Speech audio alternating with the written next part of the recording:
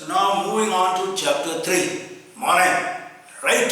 Chapter 3, and rather in chapter 2, I had requested you to find out certainly what is fusion reaction. What was Nasiddhi Sukta? Very important, क्योंकि वही spirit से हमें आगे बढ़ना है. So fusion, Nasiddhi Sukta, और फिर हमने रियलाइज किया कि जब टेम्परेचर्स इतने हाई थे तो फिर अर्थ कैसे लिवेबल बनी. कुछ तो कंडीशंस ऐसे क्रिएट हुए होंगे over a period of time. So what we should look for climatic conditions first, right? कि क्लाइमेटिक कंडीशंस कैसे इंप्रूव हुई होंगी, क्योंकि उस समय तो टेम्परेचर बहुत हाई था और हॉट गैसेस थी, वो भी हीलियम, राइट? सो उसमें कैसे ग्रो हो सकता है.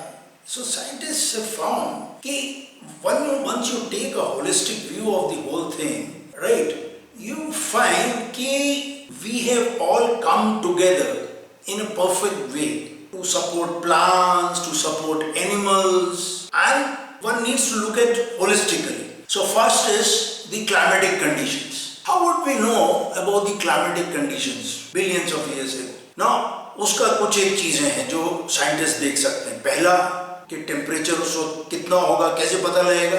कुछ तरीके हैं. ऑक्सीजन 16 और ऑक्सीजन 18 ये आइसोटोप्स हैं. अगर उसका रेशो और प्रोपोर्शन रादर ऑक्सीजन 18 का समुद्र में ज्यादा होता है या ऑक्सीजन 16 का प्रोपोर्शन ज्यादा होता है तो उससे पता लगता है कि उस वक्त के टेम्परेचर्स कैसे होंगे, राइट? जब गर्मी होती है तो ऑक्सीजन 16 जो है वो जो ग्लेशियर्स में और वहां पे होती है वो मेल्ट होके ओशन में आ जाती है और इस तरह ऑक्सीजन 16 के प्रोपोर्शन ओशन वाटर से बढ़ जाता है. और जब कूल होने लगता है तो वो ऑक्सीजन 16 ट्रैप हो जाती है हाई एल्टीट्यूड ग्लेशियर्स, राइट? सो इस और ऑक्सीजन 18 जो है उसकी मात्रा ओशन में बढ़ जाती है. तो इट रिफ्लेक्ट्स ऑक्सीजन 18 और 16 का प्रोपोर्शन ओशन वाटर से will tell you the temperature, right? Then comes the fossils. Rocks जो हैं वो उसमें जो फॉसिल्स हैं मिलते हैं प्लांट्स के, ट्रीज के, एनिमल्स के, वो हमें बताते हैं कि उस वक्त टेम्परेचर्स या क्लाइमेटिक कंडीशंस कैसी होंगी. For example cactus is grown in deserts, okay, dry areas.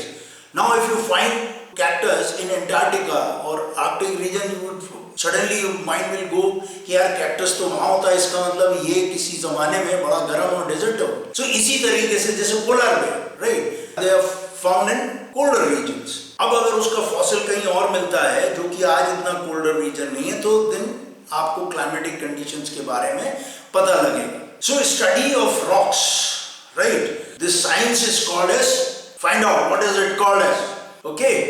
Now एक जैक हिल्स है ऑस्ट्रेलिया में जो कि ऑलमोस्ट उनका बर्थ हुई 4.39 बिलियन ईयर्स अगो. वो इतनी ओल्ड है. वो कैसे पता चला? वहां पे एक रेडियो एक्टिव मटेरियल एलिमेंट मिला, एट्रियन zircon, okay, which is used for radiometric dating, और वो केमिकल चेंजेस अंडरगो नहीं करेगा. सो देयर उसकी एज से पता लगा कि ये रॉक्स जो हैं 4.39 बिलियन ईयर्स अगो हैं कि बनी हुई है. और देयरफॉर वहां में जो फॉसिल्स मिलेंगे layer by layer, one would be able to assess the evaluate the date and the conditions there, right? तो रॉक्स में मिले फॉसिल्स, ऑक्सीजन 18, ऑक्सीजन 16 आइसोटोप्स. फिर आइस कोर्स में भी आपको उनकी स्टडी से भी पता लग जाता है, क्योंकि जो आइस जब स्नोफॉल होती है तो बबल्स में उसके बबल्स फॉर्म होंगे और उसमें जो गैसेस हैं वो ट्रैप हो जाती हैं. अब वो नीचे दबती जाती है, आइस शीट बन जाती है. जब कभी आप you start drilling those so that gas will come out, okay, and from there one would be able to evaluate how much carbon dioxide, how much nitrogen, how much oxygen was there. So from that study we would come to know the climatic conditions, okay. So all these studies will tell us the temperatures, the climatic conditions that time, right? Now scientists have, by studying, carrying out all these studies, the scientists have come out this view that earth has undergone in these last 4.6 billion years has undergone lot of climatic changes. कभी बहुत गर्मी, कभी cooler, right? And there has been a cycle of this. Okay, so there have been lot of climatic variation. It is not uniform. Okay, कभी sea water ऊपर चला गया, कभी नीचे चला गया. So all this has happened. Okay.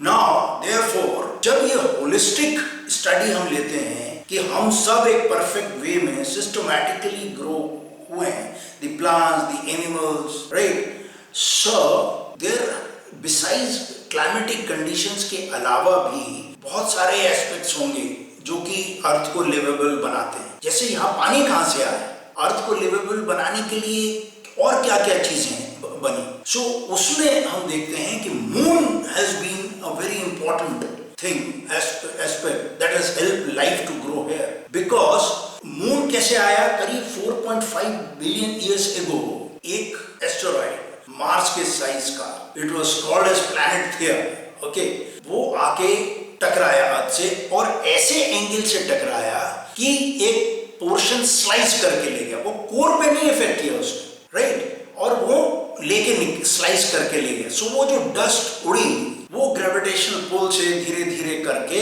Moon का shape लिया। एंड वो पता कैसे लगा? नाउ ढूंढो कैसे पता लगा होगा कि मून के रॉक्स या मून के रॉक्स की सॉइल की डेंसिटी और अर्थ के सॉइल की डेंसिटी क्या डिफरेंस है, कितना मैच करती है। How did we come to no?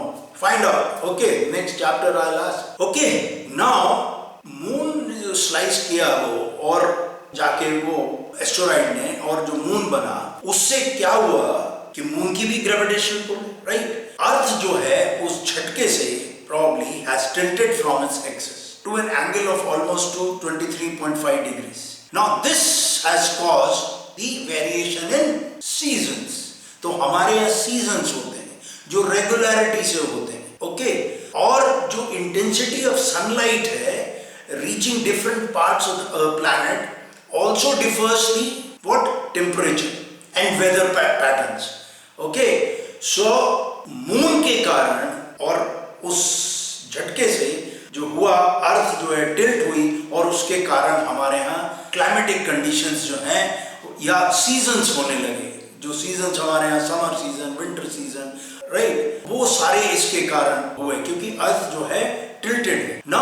अर्थ दूसरा कारण ये है कि मून का जो असर है वो अर्थ पे अच्छा खासा है। हम देखते हैं टाइड्स आते हैं, राइट, तो मून की ग्रेविटेशन पुल के कारण ही है। सो मून जो है उसका जो साइज है is almost 27% of the earth size of earth. This is much larger ratio, 1:4 का करीब। Now this is much more than any other moon of any planet in the solar system. So हमारा जो moon है वो कहीं ज्यादा बड़ा है। So उसका जो ग्रेविटेशनल पुल है, उसका जो असर है, इन्फ्लुएंस है, वो अर्थ पे कहीं ज्यादा बनस्पत दूसरे मून्स का, राइट? सो वो टिल्ट और इस असर का, ग्रेविटेशनल पुल का, हो सकता है कि अर्थ जो है वो जो स्पिन करती है वो it is like a top, and ये जो स्टेबिलिटी है वो मून प्रोवाइड करता है उसको उस रोटेशन में, और उसके कारण हमारे जो क्लाइमेट्स हैं वो कहीं ज्यादा स्टेडी हैं, स्टेबल हैं बनस्पत दूसरे प्लैनेट्स के। So moon has played a very very important role in our making earth liveable, right? और ये कैसे हुआ? Please find out. How have we come to this conclusion? How have these scientists propagated this theory कि moon जो है इस प्रकार एक एस्टेरॉइड आया, उसने स्लाइस किया मैटर अर्थ का साइड से एंड मून वाज फॉर्म। तो उसकी सॉइल और अर्थ की सॉइल में बहुत कम अंतर है। There are okay. Stable rotation से क्या मिलता है? डे एंड नाइट, उसका जो ड्यूरेशन है। So earth has a stable rotation. Imagine अगर स्टेबल रोटेशन नहीं होता और डे और नाइट नहीं होते तो या तो बहुत सर्दी हो गई होती और या बहुत गर्मी हो गई। Then is the magnetic field. Magnetic field एक अर्थ को चारों तरफ से जैकेट प्रदान करती है जिससे कि जो हार्मफुल रेज है बाहर से वो ना आ पाए। So it provides a bullet proof jacket to earth. Okay, so how has this magnetic field come about? क्या कोर में जो हेवियर एलिमेंट्स हैं उनके कारण आ रही है वो magnetic field? We need to study about it, find out. Okay, so and then is another jacket that is being provided to Earth. Besides the magnetic field, there is another jacket of atmosphere जिसके बहुत अलग-अलग layers हैं, right? जिसके बारे में हम अगले chapter में we will discuss कि उसकी क्या layers हैं. But these are the broadly these are the aspects which made Earth livable.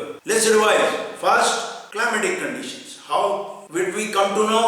Rock fossils, oxygen isotopes, right? Then moon, creation of moon. Moon gives us that stability, right? It is tilted, so वो seasons होने लगे, day and night होते हैं, जिनका duration बड़ा stable है. Okay, magnetic field, अर्थ की, बहुत सारे planets की magnetic field नहीं है. ऐसा क्यों हुआ? मार्स का एटमॉस्फेयर नहीं है. क्यों हुआ ऐसा? मार्स में क्या मैग्नेटिक फील्ड है?